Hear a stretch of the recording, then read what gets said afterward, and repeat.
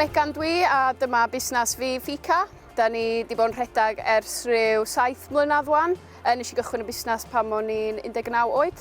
Mae enw'r cwmni yn dod o Sweden. Mae'n air am adeg o'r diwrnod lle mae pobl yn cymryd panad ac yn cael chat fo'i gilydd, basically. A nathon ni ddisgu mewn cariad hefo'r syniad tu ôl i Ffika ac oedden ni eisiau dod o bach o hynna adra i Gymru.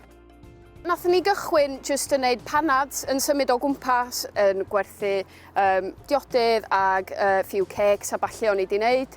A fel mae'r busnes wedi tyfu, da ni wedi cychwyn gwneud mwy o bwyd a nathon ni gymryd caffi ymlaen yn Llan cwpl o flynyddoedd yn ôl, so mae hynna wedi rhaid cyfle rili dda iddyn ni fatha expandio ag ychwanegu lot mwy bwydlenni. A da ni'n gallu gwneud lot mwy wan o ran digwyddiadau, felly da ni'n gwneud priodasau a festivals a bob matha.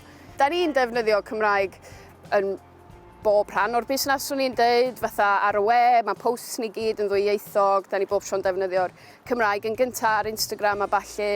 Yn amlwg yn llythrenol, da ni'n siarad Cymraeg efo lot o cwsmeriaid ni, mae'r caffi sydd gennym ni yn Llan a felly mae'r rhan fwyaf cwsmeriaid ni'n fanna yn lleol neu o cymunedau lleol.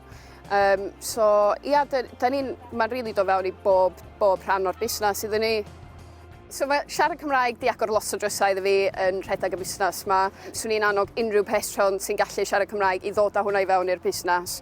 Oherwydd pam ddim, da ni'n Nghymru, ac hyd yn oed os ddim, mae yna bobl Cymraeg ar draws y byd, pam sa ti ddim yn defnyddio fo, ac os ti methu defnyddio fo, then mae'n amser da i ddysgu.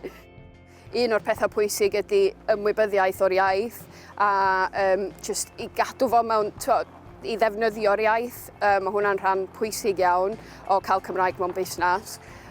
Ond hefyd, just i apelio at pawb, fatha pam cadw rhywbeth yn un ieithog pam mae gen ti ddau iaith.